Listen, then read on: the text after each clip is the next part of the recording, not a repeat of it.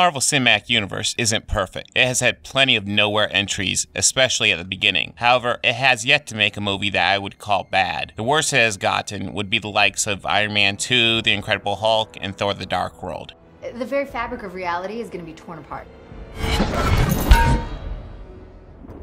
better get my pants. Everything else is fairly solid. Now we're at the end of the first 10 years of this cinematic experiment. To celebrate, here's a movie that brings together pretty much every element of its past 10-year history. There's about 20 or so major characters in this movie, and easily just as many minor characters. And if I were to say they all get a fair shake as far as character development and screen time, I'd be lying. But it doesn't feel like anything is missing that need to be there. The storyline is streamlined as much as possible. If anything, the main character is the villain, Thanos, the Mad Titan, who sent Loki to invade Earth in the Avengers, and who sent Ronan after the Infinity Stone in Guardians of the Galaxy. Thanos has begun his effort to gather the stones personally. It's up to Earth's mightiest heroes to stop him before he achieves ultimate power. The movie is nearly headache-inducing in its action. It's almost non-stop as our heroes split up into separate bands, all with their own plan on defeating Thanos and taking steps to ensure their plan works. Infinity War assumes you've seen at least some of the MCU, because if you haven't, the amount of information quickly spit out would undoubtedly have a dizzying effect. It's way too much to take if this is your only movie, but if you've seen all the setup for this movie, you'll be gripped as you watch the heroes you've seen develop over the last decade face a foe with no apparent power or moral qualms about mass murder. Let's talk about the villain.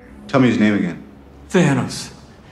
He's a plague, Tony. He invades planets, he takes what he wants, he wipes out half the population. The best villain the MCU has ever produced by far. He is terrifying in his raw capabilities and is resolved to accomplish his genocidal goal. He is convinced that he is in the right and that he is completely justified in his actions, which makes him even more frightening. He beats the Hulk in a fistfight for fun. Examine what Thanos is willing to sacrifice to get the Infinity Stones and compare it to what the heroes are willing to sacrifice to keep them for a great contrast on the difference between heroes and villains. Avengers Infinity War doesn't break any new ground in the genre, but does pull off everything it needs to, and it does so in a very thrilling way. This is very much the Empire Strikes Back of the MCU in many ways, and that is one of the best compliments I can give any movie.